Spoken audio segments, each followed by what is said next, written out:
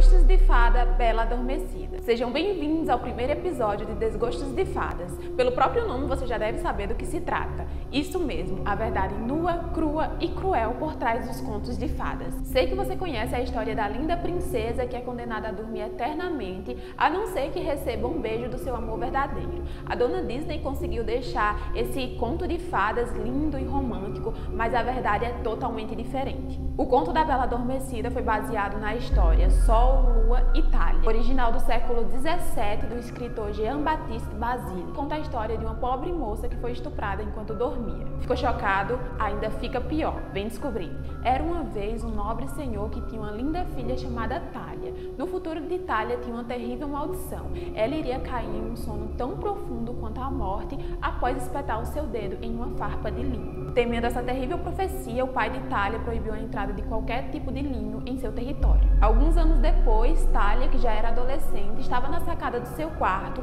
quando olhou para o jardim e viu uma senhora nada suspeita fiando o linho. Ela, que nunca tinha visto aquilo, ficou muito curiosa e desceu até lá. Pediu à senhora para afiar e assim que tocou no linho, uma farpa entrou em seu dedo e ela caiu em um sono da morte. A senhora, que não é boba, fugiu, nada suspeita, e quando o pai de Thalia viu a filha naquele estado, ele ficou tão inconformado que se negou a enterrá-la. Então colocou a moça em um belo quarto com a esperança de um dia ela acordar. Mas com o tempo, sem aguentar a dor da perda da filha, ele decidiu ir embora e deixar ela sozinha no castelo. Nada negligente, né? O tempo foi passando até que um dia um rei que estava por aquelas bandas encontrou o castelo e decidiu entrar. Ele foi olhando o castelo e encontrou o quarto onde Thalia estava dormindo. E o que ele fez? Achou aquela situação muito estranha, deu meia volta e foi embora. Não, ele entrou no quarto e tentou acordar Thalia e viu que isso não aconteceu, então ele fez o quê?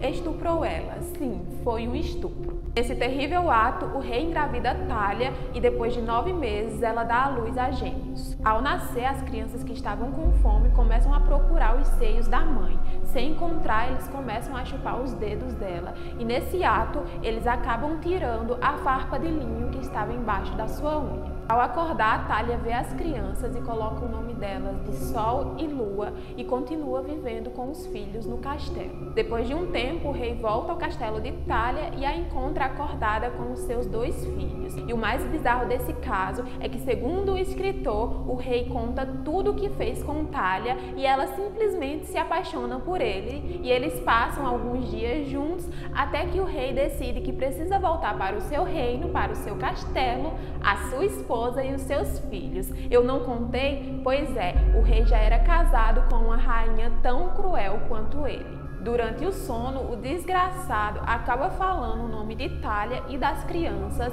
e a rainha fica muito desconfiada e começa a investigar. Então ela descobre a traição e manda uma carta em nome do rei convidando Thalia e as crianças para o castelo. Ao chegar no castelo, a rainha separa Thalia dos seus filhos e ordena que o cozinheiro cozinhe as crianças e sirva no jantar ao rei. O cozinheiro fica horrorizado e é óbvio que ele não fez isso, escondeu as crianças e no lugar delas colocou 2 carneiros. Depois do jantar, após o rei se retirar, a rainha ordena que Thalia seja queimada viva em uma fogueira. Mas Thalia começa a gritar e o rei acaba escutando e vai até a fogueira. Quando ele chega lá, a rainha começa a zombar dele, dizendo que ele comeu os próprios filhos. Então o rei, que é mais poderoso que a rainha, ordena que ela e o cozinheiro sejam mortos na fogueira. O cozinheiro, que não é bobo, diz a verdade que ele escondeu os filhos e só a rainha é morta. E depois desses lindos acontecimentos, Thalia se casa com o rei estuprador e eles vivem juntos para sempre. E como se isso tudo não fosse absurdo o suficiente, o conto termina com o seguinte provérbio: aqueles a quem a sorte favorece encontra boa sorte até do... E aí, é ou não é um desgosto? Desculpa se estraguei a sua infância, mas a verdade é nua, crua e cruel. Até o próximo Desgostos de Fadas.